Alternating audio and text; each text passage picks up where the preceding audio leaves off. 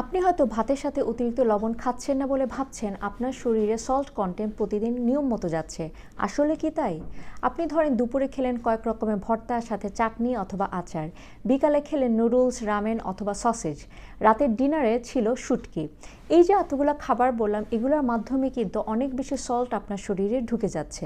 ডাব্লিউএইচওর মতে প্রতিদিন একজন সুস্থ মানুষের সল্টের পরিমাণ হওয়া উচিত 5 গ্রাম বা 1 চামচের মতো।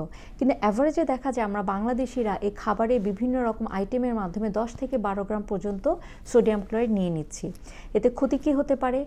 অতিরিক্ত লবণ সেবনে হতে পারে উচ্চ রক্তচাপ, কিডনি ফেলিয়ার, হাড় ভঙ্গুর হয়ে যেতে পারে।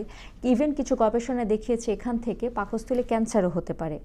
আমরা এই লবণ কাট ডাউন কীভাবে করতে পারি? প্রথমে যেটি বলবো সেটা হচ্ছে খাবারে অতিরিক্ত লবণ ব্যবহার করা রান্নার সময় অ্যাভয়েড করতে হবে। 2 নাম্বার, টেবিলে অবশ্যই আমরা যখন খেতে বসবো এক্সট্রা সল্ট নিব না। টেবিলে খাবারের সময় এক্সট্রা সল্ট রাখারই কোনো প্রয়োজন নাই।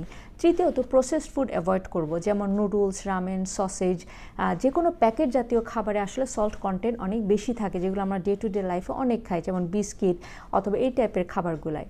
ফোর্থ হচ্ছে, আপনি যদি কোনো প্যাকেটজাত খাবার খান, এখানে সোডিয়াম ক্লোরাইড বা সল্ট কন্টেন্ট কতখানি আছে আমরা চেক করে নিব। আমরা একটু আমাদের ডায়েটের দিকে নজর দিই, ভালো থাকি। ধন্যবাদ।